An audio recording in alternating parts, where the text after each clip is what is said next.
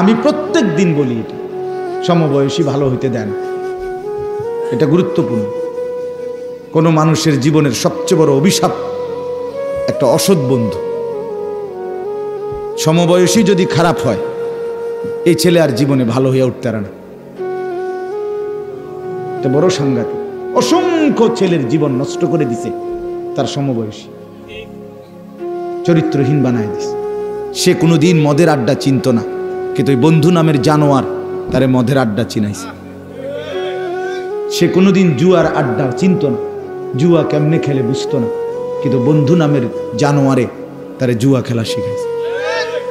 সে কোনোদিন মোবাইলে উলঙ্গ ছবি দেখতো না, কিন্তু বন্ধু নামের শয়তান তারে মোবাইলে ছবি, নাচ, গান দেখা শিখাইছে। কোরআনুল কারীমে আছে দোস্ত, সূরা ফুরকানের মধ্যে কিয়ামতের দিন অসংখ্য কাফের, বেঈমান, পাপী, নাফরমান নিজের আঙ্গুল এইভাবে দাঁত দিয়া কামড়াবে এবং কামড়াইয়া ছিঁড়ে ফেলতে চাইবে। ইয়াদু যালিমু আলা ইয়াদাইহি, আর বলবে কেন এরকম করবে? এই কামড়াইয়া দাঁত দিয়া আঙ্গুল কামড়াইয়া ছিঁড়তে চাইবে আফসুসে আফসুসে। কি আফসুস?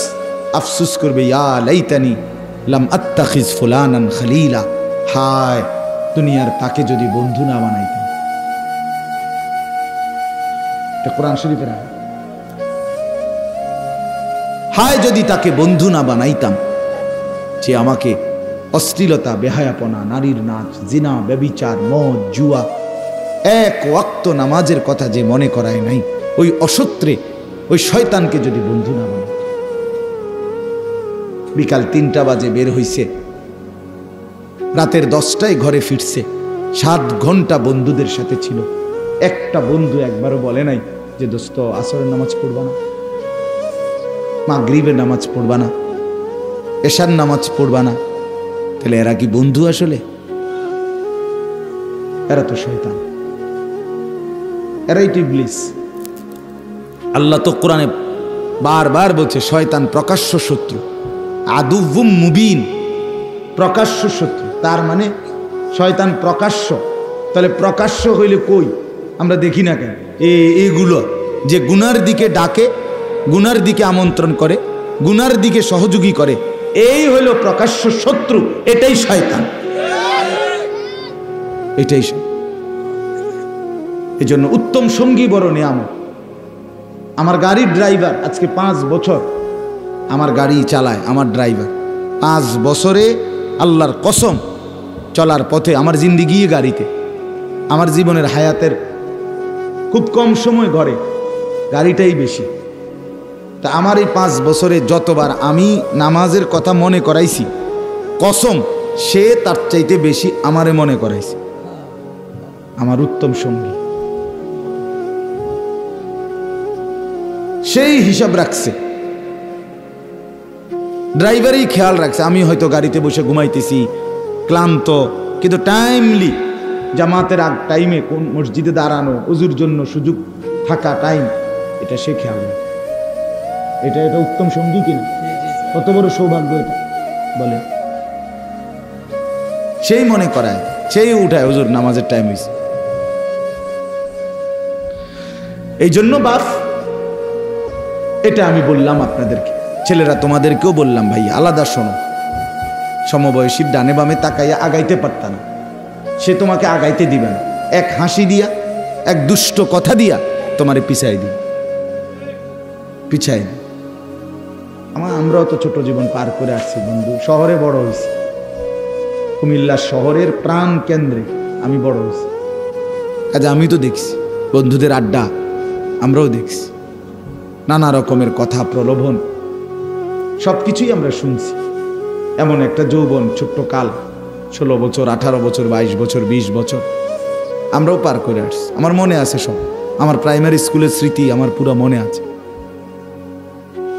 আমার মাধ্যমিক লেভেলের স্মৃতি আমার মনে আছে, পুরোপুরি খেয়াল আছে। এই জন্য উত্তম সঙ্গী বড় নিয়ামত, যে গুনার দিকে ডাকেন, ভালো কাজের কথা মনে করায়। রাসূলুল্লাহ সাল্লাল্লাহু আলাইহি ওয়াসাল্লামকে জিজ্ঞেস করছে সাহাবী, ইয়া রাসূলুল্লাহ, উত্তম সঙ্গী কে? নবীজি বলছে 3টা গুণ আছে যার মধ্যে। কয়টা গুণ? মান যাক্কারাকুম বিল্লাহি রুইয়াতুহু, যাকে দেখলে আল্লাহর কথা মনে হয়, উত্তম। 2 ওয়া যাদা ফি ইলমিকুম মানতিকুহু, যার কথা শুনলে নিজের জ্ঞান বাড়ে, ইলম বাড়ে। 3 ওয়া যাক্কারাকুম বিল আখিরাতি আমালুহু, যারা আমল দেখলে আখিরাতের কথা মনে করে। হাদিস রাসূলুল্লাহ সাল্লাল্লাহু আলাইহি সাল্লাম বলে, যাকে দেখলে আল্লাহর কথা মনে পড়ে, যার কথা শুনলে কোরআন সুন্নাহর জ্ঞান বাড়ে, যার আমল দেখলে কি মনে পড়ে? আখিরাত, সে উত্তম সঙ্গী, সে উত্তম সঙ্গী। নবী সাল্লাল্লাহু আলাইহি সাল্লাম বলেন, লা তুসাহিব ইল্লা মুমিনান, মুমিন ছাড়া, ইমানদার ছাড়া, নেককার ছাড়া কাউকে সাথী বানায় না। সাথী এনতিকা কোম্পানিগঞ্জ এই কদ্দুরু সিটারের লগে যাইও না, এই সিটারে এনের ভিতরে তোমার অনেক খারাপ কথা বলি। এখান থেকে কোরবানপুর এই অসিব্বর লগে যাইও না, একলা হাঁটো, একলা হাঁটো। ওই তোমারে বলবে দোস্ত আইডিয়ার জন্য, জানার জন্য তো বেটা বিড়ির ভিতরে কিতা আইডিয়া, কমপক্ষে জিনিসটা তো কমপক্ষে তোর জ্ঞান থাকা দরকার, এই হিসাবে একটা টান দিয়েছে। মূলত তারে এটা শয়তানে করাইছে, কথা বুঝেন না? এই তারে ফান্দে ফেলে দিল আর কি। এই জন্য অনেক বড় বিষয়। আজকে যারা বাবা মা আছেন আপনারা বুঝতেছেন না, আপনারা মনে করতেছেন কিছু টাকা দিতে পারলে, আর মারা মনে করতেছে কিছু রান্না বান্না করে দিলেই সন্তান মানুষ হবে। না রে বাপ, মাঝপথে অনেক শয়তান তারে নষ্ট করে দেয়, চলার পথে, রাতে, দিনে, বিকালে, সকালে, দুপুরে। বাপ চাচা করে যদি আমি সামনাসামনি করি আলগা, আপনাদের ছেলেরা এখন বড় মোবাইল দিয়ে কি করে আপনারা চিৎকার করে কান্দে, এমনি কম যাইতো না এই কথা মাইক দিয়ে। জঘন্যতা কোথায় আপনারা জানেনও না, নিকৃষ্টতা কোথায় গিয়ে পৌঁছছে আপনারা জানেন না। অসভ্যতা, আপনাদের মেয়ের, যে মেয়ে চরিত্রহীন, যার মেয়ে পর্দা করে না, সে কত নিকৃষ্ট অবস্থানে গিয়ে পৌঁছছে আপনি জানেন না। কুত্তা বিলাই ফেল। যে ছেলে নামাজ পড়ে না এক ওয়াক্ত, এই জানোয়ার বহুত আগে জানোয়ারের ক্যাটাগরি পার হয়ে গেছে, বহুত আগে কুকুর বিড়ালের শ্রেণীও পার হইয়া আরো নিচে চলে গেছে, আপনি জানেন না।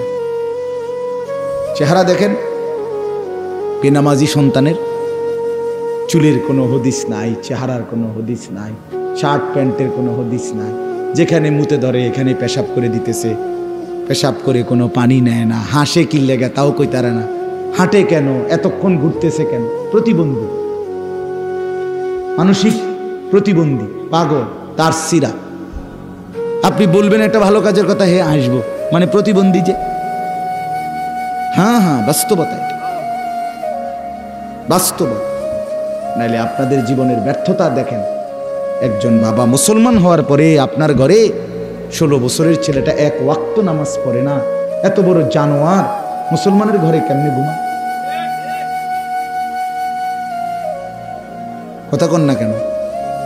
365 দিনে এক বছর, এক বছরে কোনোদিন আপনার 18 বছরের ছেলেটা, মেয়েটা কোনোদিন ফজরের নামাজ কি জিনিস সেটা জানে না। ফজরের নামাজ যে কখন পড়ে এটাই জানে না। এত বড় অসভ্য জানোয়ার মুসলমানের ঘরে ঘুমায় কেমনে? তার বাপ কারা বেড়া, তার মা কে তারে মানুষ করতেছে?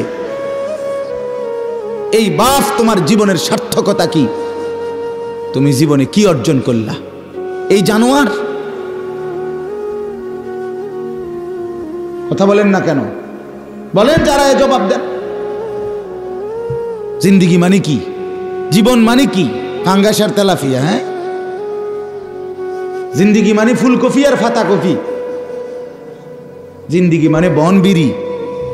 জিন্দিগি মানে চায়ের দোকানের আড্ডা। এই তো শেষ। এরপরে আর কোথাও যাইবেন না আপনারা।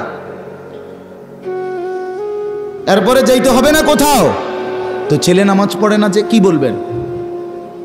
মেয়ে যে পর্দা করে না কি বলবেন? স্ত্রী যে খোলামেলা রাস্তার পাশে, মহিলা খালের পারে, রাস্তার পারে বেড়ইতে আইয়ে যায়, এখানে গোসল করে খোলামেলা, এই বেপর্দা, এই বেহায়া, এই নির্লজ্জা মহিলা, এ বেডির ব্যাপারে আমনে স্বামী কি বলবে? কথা বলেন না কেন? কি বলবেন? কি আপনি বুঝেন না? আপনার ছেলের চেহারা দেখলে বুঝেন না? এই চুল আপনি জিজ্ঞাসা করলেন না, কিরে বাপ আমি মুসলমান, আমার দাদা, তোর দাদা মুসলমান, তোর বংশের 14 গোষ্ঠী মুসলমান, তোর চাচা মুসলমান, তোর ডানে বামে মানুষ মুসলমান, তুই এটা কার চুল রাখলি? কোন কুত্তা জানোয়ারের চুল রাখলি তুই? এটা জিজ্ঞাসা করলেন না কেন? আমনে বাপ না? আমনের বুঝি খেয়াল করছে বাজার সদাই করতেন। আমার তো স্পষ্ট মনে আছে, আমার বড় ভাই, আপন ভাই আলহাজ হজরত মাওলানা মাহবুবুর রহমান আশরাফি, আমার বড় ভাই আমাকে একবার চুল কাটাইতে গিয়ে 3 বার, শুধু সামনে আর পিছনে সামান্য 19-20 হয়েছে, বড় ছোট হয়েছে, পিছনের চুলের থেকে সামনের গুলো হাত লাগাইয়া দেখছে যে চুল সমান হয় নাই চারদিকে। 3 বার চুল কাটাইছে, একবার পর একবার, 3 বার সেলুনে পাঠাইছে। তাইলে আমার ভাই আছে, আমার অভিভাবক ছিল। আমি জীবনে একবার সাদা টুপি ছাড়া একটা টুপি রঙিন কিনছিলাম, টুপি ফুলওয়ালা, আমার আব্বা খোলায় ফেলছে। বুঝছে না ফুত, আমি জীবনে কোনোদিন সাদা টুপি ছাড়া পড়ি নাই, তুইও পড়বি না। না যায়স না, সেটা ভিন্ন কথা, আমার বাবার আখলাক এটা।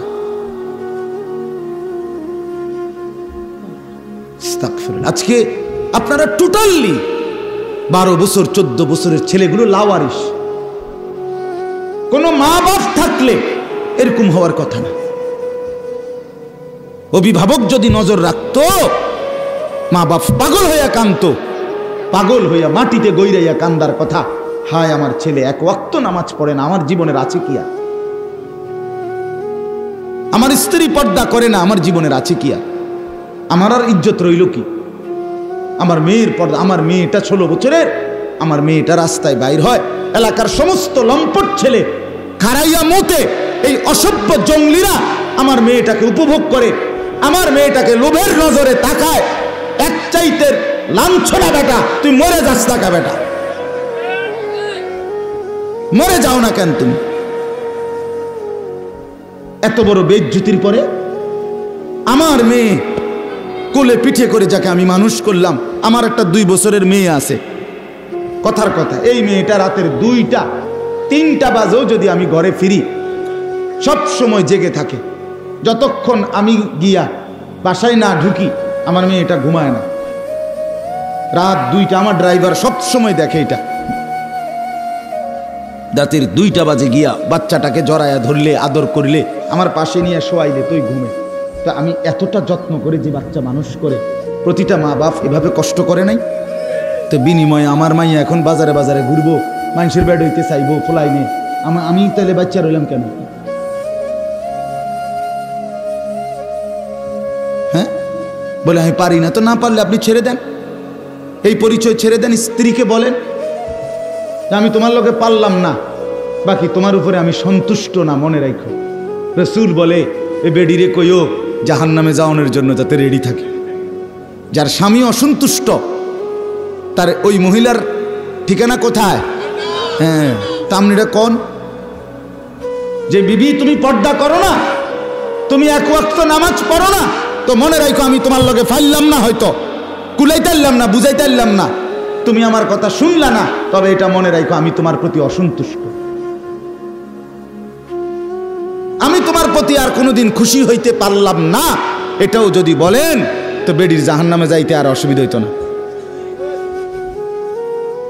আপনার ছেলেকে বলেন বাপ তুই নামাজ পড়স না, তোর প্রতি বেড়া আমি তোরে পারলাম না, তুই ঘাড় ফাঁক দেস, তুই মাস্তানের মতো চুল রাখছ, তুই তোর বন্ধুরারে পাইয়া এখন আর আমারে পাত্তা দেস না। ঠিক আছে ফুত, আমি তোর লগে কুলাইতারলাম না, কিন্তু এটা মনে রাখিস আমি বাপ হিসাবে তোর প্রতি অসন্তুষ্ট, তাহলে ওই সন্তানের জাহান্নাম নিশ্চিত। বলে দেন, বলে দেন। ওরে ভাই সবাই তাকাইলে হইতো না, এনে বসেন, বাহিরে আরো চিল্লাচিল্লি, কোনো অসুবিধা নাই। এগুলো গুছাইতে পারতেন না, সব গুছাইলে রাত শেষ হয়ে যাবে। আমি এগুলো নিয়ে টেনশন করি। আমার শুধু টার্গেট আমার নজরের সামনে যে বইছে সে তারে লই। বাহিরে কে ঠ্যাঙ্গালগি দিছে না মাতালগি দিছে তা আমার দেখা দরকার। কথা বুঝেন না? সব লইয়া কুলান যাইতো না। কথা বুঝছেন নি? আমার সব গুছাইয়া ফারন যাইতো না। আমি এই জন্য এটা হিসাব বুঝি। আমি 10,000 5,000 বুঝি না। আমি বুঝি আল্লাহর কথা বলতে পারছি, একজন হোক 1000 জন হোক। আল্লাহ আমাদেরকে তৌফিক দান করে। তো এই জন্য বাপ আমার, বন্ধু আমার কথা শক্ত হইলে মাফ করে দিয়েন। আমি আপনাদের কাছে অনুরোধ করলাম, আপনারা ভাবতে শেখেন। আপনি গ্রামের মানুষ, সাধারণ মানুষ, সহজ সরল মানুষ, এই সমস্ত কথা বললে হবে না চাচা। কবরে এসব বললে হবে? তো এগুলো আমার দ্বারে কইয়া কি লাভ? আমি কি আপনার হিসাব নিব? আপনি কি আমার হিসাব নিবেন? আপনি আমার কাছে ঠেকানা, আমিও আপনার কাছে কি না। বয়ান শেষে আমি আমার ফতে ক্যান্টারম্যান, আপনি আপনার ফতে আপনার ঘরে। যুবক তোমরাও তোমার ঘরে, আমি আমার ঘরে, কোনো অসুবিধা। তোমার কাছে আমি আটকাবো না, আমার কাছেও তুমি আটকাইতা না, কোনো অসুবিধা নাই দোস্ত, সমস্যা নাই। তোমার রাত তোমার, আমার রাত আমার, কিন্তু আখেরাতে আটকাই যাবে, আখেরাতে আটকাই যাবে, কোনো সন্দেহ নেই। মা দেখে না, বাপ দেখে না, রাত 2টায় আল্লাহ বলে বান্দা আমি জেগে আছি। আলাম ইয়ালাম বিআন্নাল্লাহা ইয়ারা, আল্লাহ বলে বান্দা জানো কি তুমি, আমি কিন্তু সারাক্ষণ তোমাকে দেখি। কতক্ষণ বলেন? যুবক বন্ধু বলো, আল্লাহ দেখে কতক্ষণ? রব্বুল আলামিন বলে বান্দা রাত 2টা বাজে, ডানে বামে সব দিকে তাকিয়ে তুমি দেখলা মা ঘুমায় গেছে, বাপ ঘুমায় গেছে, পাড়া পড়শি কেউ জেগে নাই, সব ঘুমিয়েছে মনে করে তুমি লেফ কম্বলের নিচে সারা রাত উলঙ্গ ছবি আর নর্তকীর নাচ মোবাইলে দেখতেছ। তুমি ভেবেছো বন্ধু কেউ দেখে নাই। আর শাজিম থেকে আল্লাহ বলে আনিস আমি কিন্তু জেগে আছি, আমি দেখছি, আমি কিন্তু দেখছি, আমি কিন্তু জেগে আছি। হিসাব কিন্তু আমি নেব। হিসাব তোর মসজিদের হুজুর নেবে না, আমি আল্লাহ নেব। লাকাদ আহসাহুম ওয়া আদ্দাহুম আদ্দা, আল্লাহ বলে আমি তোমাদেরকে বেষ্টন করে আছি। আল্লাহ বলে আমি তোমাদের জিন্দেগি গুনে গুনে রাখছি। আকুল্লুহুম আতিহি ইয়াউমাল কিয়ামাতি ফারদা, আল্লাহ বলে আমি আল্লাহর সামনে কিয়ামতের ময়দানে তোমাদের প্রত্যেককে একজন একজন করে দাঁড় করাবো। ফারদান আই ওয়াহিদান, একজন একজন, একজন একজন করে দাঁড় করাবো বান্দা, একজন একজন আমার সামনে এসে দাঁড় করাবো। রব্বুল আলামিন বলেন আমি যখন সামনে এনে একজন একজন করে দাঁড় করাবো, আল্লাহ তখন নিজেই বলবে বান্দা লাকাদ জিতুমুনা কামা খালাকনাকুম আউওয়ালা মাররাহ। বান্দা মনে কি পড়ে প্রথম যেদিন মায়ের পেট থেকে বের হয়েছিলে একলা, আজ সব ঘাট ঘুইরা আমি আল্লাহর সামনে দাঁড়াইলা একলা। আজ মা কই, বাপ কই, বন্ধুরা কই, স্ত্রী কই, ভাই বোন কই, সন্তানাদি কই, কেউ নাই, কেউ নাই, তুমি আর আমি। জিজ্ঞেস করব আমি, উত্তর দিবা তুমি। আমি আল্লাহ বলবো, তুমি বলবা লিমা ফাআলতা হাদা। আমল নামা দেখিয়ে আল্লাহ বলবেন বান্দা এটা কেন করলে? লিমা তারাকতা হাদা, এটা কেন ছাড়লে? 6টা মাস কোনোদিন ফজরের নামাজ পড়লা না কেন বান্দা? 1 বছর কোনোদিন ফজরের নামাজ ভোরবেলা পড়লা না কেন বান্দা? কেন মনে পড়লো না আমি আল্লাহকে? একবারও কেন ভাবলা না আমি আল্লাহকে? ইয়া আইয়ুহাল ইনসানু মা গাররাকা বিরাব্বিকাল কারীম। আল্লাহ বলে বান্দা হে মানুষ, আমার মতো দয়ালু মেহেরবান মাওলা থেকে কে তোমাকে ভুলায় দিল? কেমনে রে বান্দা ভুলে গেলা? আমার চাইতে আপনজন কাকে পাইলা? কাকে পেয়ে আমাকে ছেড়ে দিলা?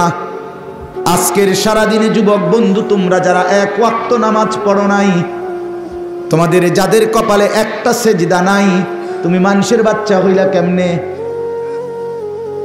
তোমারে যদি মানুষের বাচ্চা বলে তাহলে জানোয়ার বলবে কাকে? কোরআন সুন্নাহর মধ্যে জানোয়ার বলছে, তাইলে কারে? মানুষরূপী জানোয়ার তাইলে কে বলেন? কেন একটা সেজদা দিলা না? আল্লাহর সাথে কেন নারাজ করলে? নিজের বিবিকে বইলেন যে বিবি নামাজ পড়ে না, নিজের মেয়েকে গিয়ে বইলেন যেই মেয়েটা পর্দা করে না, নামাজ পড়ে না, কেন আল্লাহর সাথে রাগ করলা?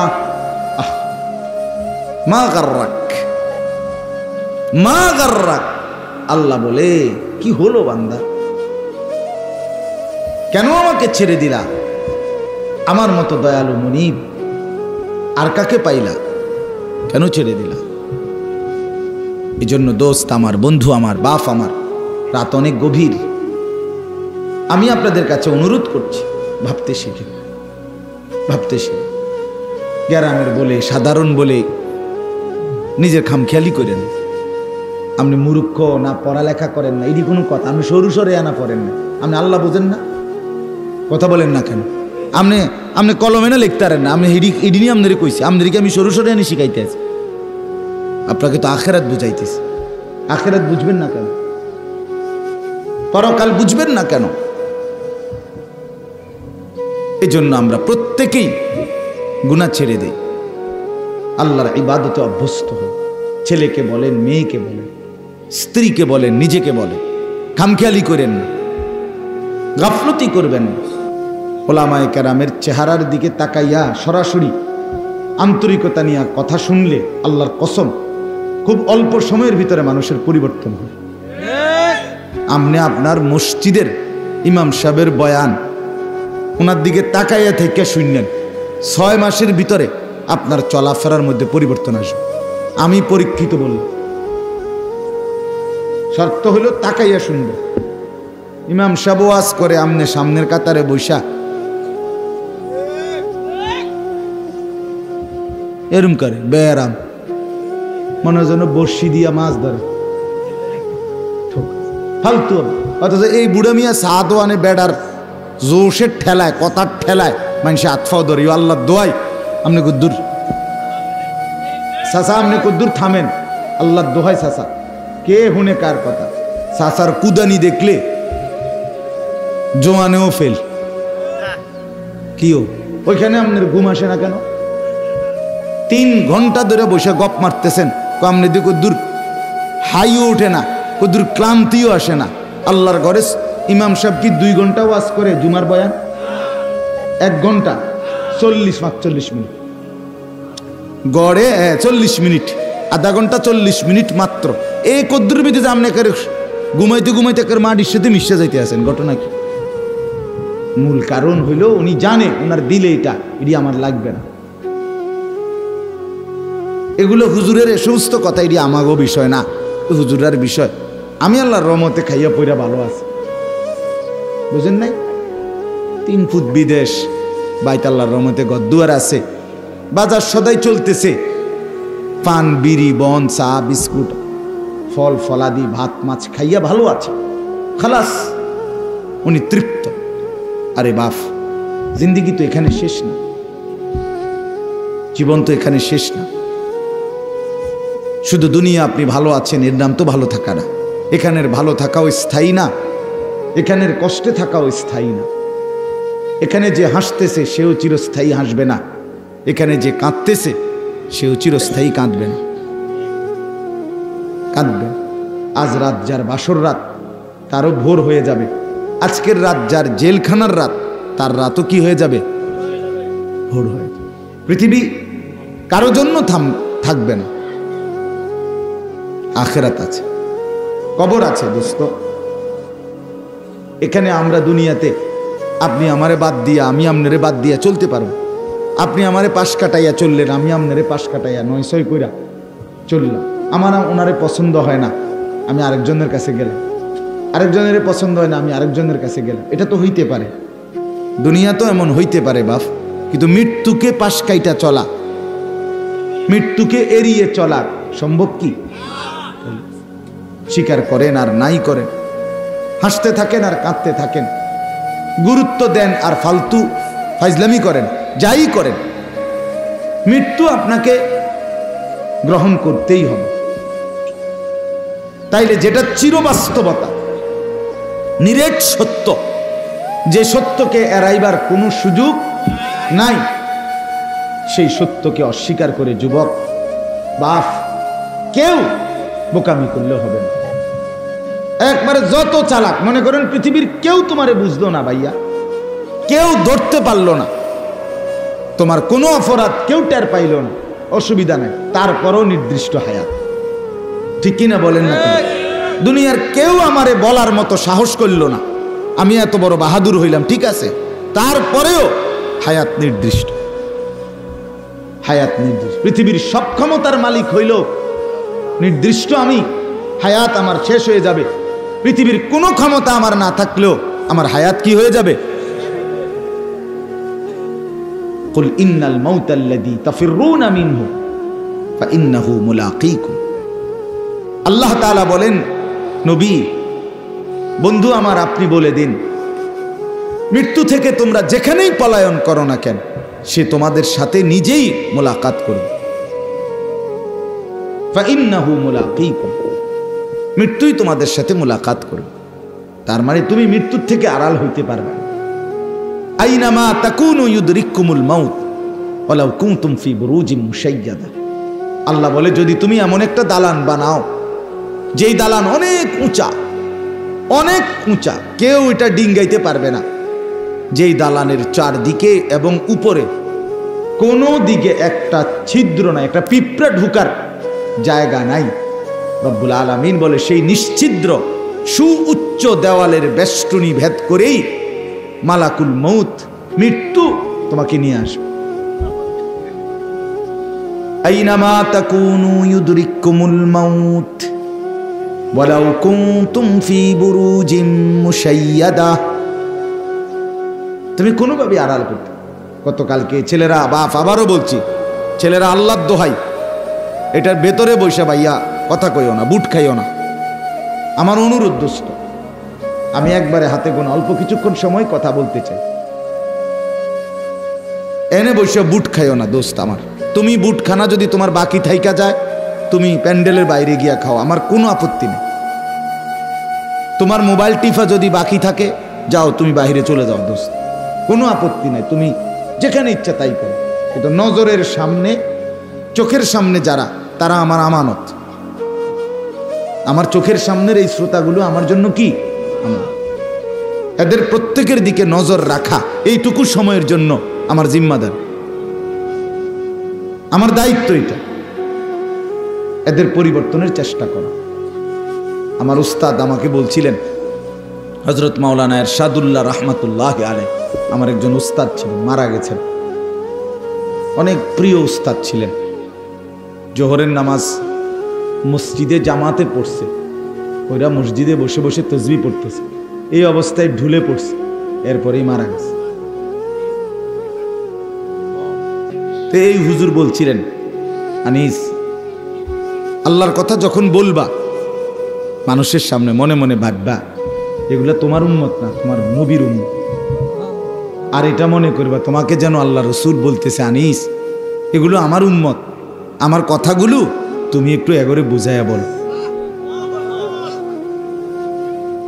বাস্তবতাই তো এটা না, আপনারা তো রসুলুল্লাহর উম্মত, অতএব আপনাদের দিকে নজর রাখা, শতভাগ আন্তরিকতা নিয়ে বলা, এটা আমাদের দায়িত্ব। এই জন্য দোস্ত প্রত্যেকেই মনোযোগ। ছেলেরা তোমরা আলাদা আলাদা শোনো, আলাদা শুনলে ভালো।